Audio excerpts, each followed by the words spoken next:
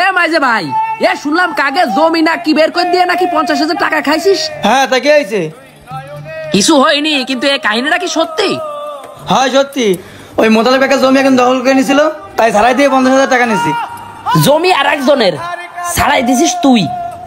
আলহামদুলিল্লাহ, এটা পরোপকার। ওই লোক দোয়া করতো, আল্লাহ তোর প্রতি অনেক খুশি হইতো। তা ওই লোকের কাছ থেকে আবার 50,000 টাকা নেওয়ার কি দরকার ছিল? হয়েছে আমরা নিজেকে পিছনে 5 বছর ঘুরে ঘুরে পস্তান হয়েছি, তা ক্ষমতাটা কাজে লাগাতে হবে না? ও তাই এভাবে ক্ষমতাটা কাজে লাগাচ্ছিস? হ্যাঁ। আচ্ছা মাইজে ভাই, এখন তুই কি করতেছিস? শুয়ে রয়েছি। একটু পরে কি করবি? ঘুমাই পড়বো। ঘুমানোর পরে এই ভিতরের আত্মাটা আল্লাহর কাছে চলে যায়। ঘুমতো মানুষের ভিতরে আত্মা থাকে না, তা এই আত্মাটা যখন মানুষের কাছে থাকে না, আল্লাহর কাছে থাকে। আল্লাহ যদি ওই আত্মাটা আবার তোর ভিতর ফিরোয় না দেয়, কি করবি? মরে যাবি। আরে যাতেও তো পারিস, মরণের গ্যারান্টি আছে? মরণের যেহেতু গ্যারান্টি নেই, যে 50,000 টাকা চাঁদাবাজি করে আনলি, এই 50,000 টাকা খাবে কিডা? তুই এই ঘুমের মধ্যে যদি মরে যায়, সে 50,000 খাবে কিডা? আমি? নো নেভার, কখনোই না। মা বাপ খাবে, মা বাপের জন্য পুঁজি করে থুয়ে যাচ্ছিস। জিন্দিগিতে ওই টাকা মা বাপের পিছনে খরচ করবো না। তাহলে তুই মরে গেলি, এই টাকা খাবে না কিডা?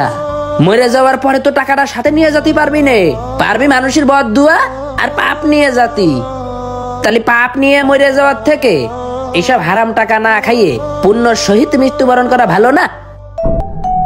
মাথায় রাখিস কথাটা। ঘুমের থেকে উঠে বাইসে থাকলে গরিবের টাকাটা ফিরিয়ে দিয়ে আসিস ভাই।